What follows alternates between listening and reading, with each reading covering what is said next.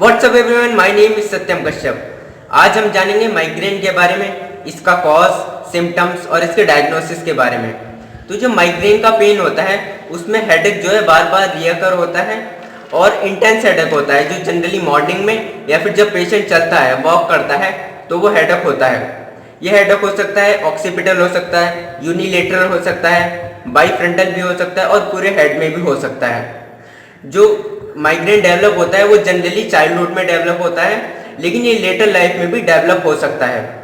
और माइग्रेन का जो पेन है वो उसके साथ एसोसिएटेड नोजिया और वॉमिटिंग भी जनरली देखने को मिलती है। अब जानते हैं इसकी इटियोलॉजी के बारे में कि माइग्रेन का कॉज क्या है। ये जनरली चाइल्डहुड में देखने को मिलता है, जैसा कि मैंने अभी बताया, और ये लेटर लाइफ यानी जनरली प्यूबर्टी के टाइम पे अपना अपीयरेंस दिखाता है। और इसमें फैमिली इंसिडेंस यानी कि फैमिली हिस्ट्री ज़रूर मिलेगी माइग्रेन के पेशेंट में, या तो फादर अफेक्टेड होंगे या फिर मदर। और फीमेल के केस में मीनोपॉज के टाइम पे रुक जाता है और बोथ मेल एंड फीमेल दोनों इससे बराबर इफेक्टेड होते हैं। अब इसका जानते हैं कॉज। जो हमारी सेरिब्रल ब्लड वेसल्स हैं, जब उनकी डायमीटर में जो चेंज आता है या फिर उसमें कोई स्पाज्म आता है तो उसकी वजह से ये पेन प्रोड्यूस होता है।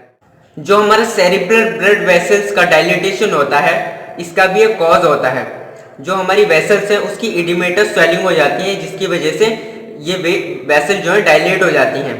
तो इस वजह से ये पेन प्रोड्यूस होता है। जब इनका डायलिटेशन हो जाता है तो हम अर्ली स्टेजेस में माइग्रेन के पेशेंट को वासोकॉन्स्ट्रिक्टर्स भी देते हैं, जिससे वेन वेसल्स जो हैं वो कॉन्स्ट्रिक्ट हो जाती हैं और पेशेंट को रिलीफ मिलता है। और ऐसा भी लेकिन सिर्फ अर्ली स्टेजेस में पॉसिबल हो पाता है। और अदर कॉजेस हो सकते हैं माइग्रेन के। साइकोलॉजिकल कॉज हो सकता है, सच एज फैटिग हो सकता है, एंग्जाइटी हो सकता है, कोई भी फ्रस्ट्रेशन हो सकती है। और फिजिकल लेवल पे भी होते हैं, फिजिकल लेवल पे फैटिग हो सकती है, ओवर एक्सर्शन हो सकता है, एक्सपोजर टू एक्सेसिव लाइट और नॉइज हो सकता है, या फिर प्रोलॉन्ग्ड आई स्ट्रेन की वजह से भी माइग्रेन हो सकता है। आते हैं माइग्रेन की सिम्टम्स के बारे में। जो माइग्रेन का पेशेंट होता है या फिर जो सब्जेक्ट होता है जो इससे सफ़र कर रहा है, वो जनरली एनर्जेटिक होते हैं, इंटेलिजेंट होते हैं और हेल्दी होते हैं, और रॉबस्ट पर्सनैलिटी मतलब अच्छे बिल्ड के होते हैं इसके जो पेशेंट होते हैं। और इसका जो पेन है वो जनरली मॉर्निंग में देखने को मिलता है। और जब पेशेंट अपना हेड लेटते हुए पिलो से ऊपर करता है तो उसको नोजिया और गिडीनेस मतलब जैसे चक्कर आते हैं, उसको ऐसी फीलिंग होती है। और थोड़ी देर में फ्यू मिनट्स लेटर वो वॉमिटिंग कर देता है। लेकिन कुछ केसेस में वॉमिटिंग डिले हो जाती है, लेकिन जिन केसेस में वॉमिटिंग होती है उनमें प्रोस्ट्रेशन, स्वेटिंग होती है और coldness of extremities patient feel करता है। जो माइग्रेन का पेन होता है वो जनरली हमारी ओवर दोनों आइज के ऊपर एक स्पॉट के फॉर्म में हो सकता है, टेम्पल में हो सकता है, और ये एक बोरिंग पेन की फॉर्म में होता है। और ये बाद में नेक और आर्म दोनों को इन्वॉल्व कर सकता है।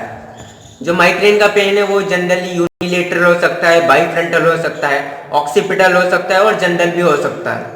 और जैसे जैसे अपनी अगली स्टेजेस में जाता है, मोर सीवियर फॉर्म में जाता है, तो माइग्रेन के पेशेंट का चेहरा जो है वो पेल और ग्रे हो जाता है, उसका चेहरा पीला हो जाएगा। He is unable to take food, वो खाना नहीं खा पाता है। और एनी नॉइस और कोई भी शोर है और कोई भी मूवमेंट होती है तो उससे उसकी कंप्लेंट जो है और ज़्यादा बढ़ जाती है।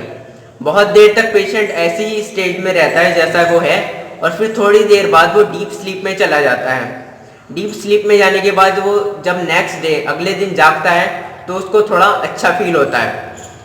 और ऐसा बिल्कुल नहीं है कि जो माइग्रेन का पेन है वो चलने पे मतलब वॉक करने पे ही बढ़ता है। माइग्रेन के पेन जो होते हैं वो दिन में या रात में कभी भी हो सकता है।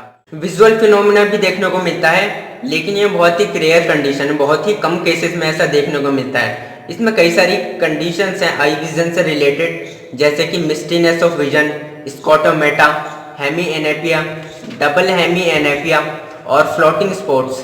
इन सारी कंडीशंस में लॉस ऑफ विजन हो जाता है और कुछ केसेस में कंप्लीट ब्लाइंडनेस भी देखने को मिलती है। ये मतलब बहुत रेयर केस होते हैं। और ऑफ्थेल्मोप्लेजिया कंडीशन है, ये भी देखने को मिलती है। इसमें ऑक्यूलोमोटर नर्व का पार्शियल पैरालिसिस हो जाता है। Now diagnosis of migraine. जानते हैं माइग्रेन के डायग्नोसिस के बारे में। जो टिपिकल केस है माइग्रेन के, उसमें इनका डायग्नोसिस करना बहुत डाउटफुल होता है। लेकिन यहाँ पे 3 पॉइंट हैं जिससे आप पता लगा सकते हैं कि ये माइग्रेन है और इसकी क्लिनिकल पिक्चर को फॉर्म करने में ये कंट्रीब्यूट करते हैं। Number 1 long history, number 2 family incidents and number 3 headache with vomiting. अगर ये प्रेजेंट हैं तो ये क्लिनिकल पिक्चर को फॉर्म करने में कंट्रीब्यूट करते हैं। और माइग्रेन के साथ साथ कभी कभी हाइपरटेंशन, हाई ब्लड प्रेशर भी मिलता है। और हमें माइग्रेन और एपिलेप्सी एंड सेरिब्रल ट्यूमर इन तीनों में फ़र्क पता होना चाहिए। जो माइग्रेन का अटैक है वो फ्यू मिनट्स, काफ़ी देर के लिए रहता है, लेकिन जो एपिलेप्सी का डिस्टर्बेंस है सेंसेशन का, वो मोमेंटरीली होता है, वो बहुत थोड़ी देर के लिए होता है। तो इसलिए हमें एपिलेप्सी और माइग्रेन दोनों में फ़र्क पता होना चाहिए। और जो माइग्रेन होता है उसके साथ साथ वॉमिटिंग होती है, उसके साथ साथ डायरिया हो सकता है और एब्डोमिनल डिस्कम्फर्ट भी हमें माइग्रेन में देखने को मिलता है। तो ये थे माइग्रेन के डायग्नोसिस के बारे में। तो हमने जाना माइग्रेन के बारे में, इसके सिम्टम्स के बारे में, डायग्नोसिस के बारे में और इसके कॉज के बारे में। अगर आपको वीडियो पसंद आई है तो लाइक कीजिए और अगर आप नए हैं तो चैनल को सब्सक्राइब कीजिए। तब जब तक अगली वीडियो आए तब तक के लिए बाय। हाँ बाय।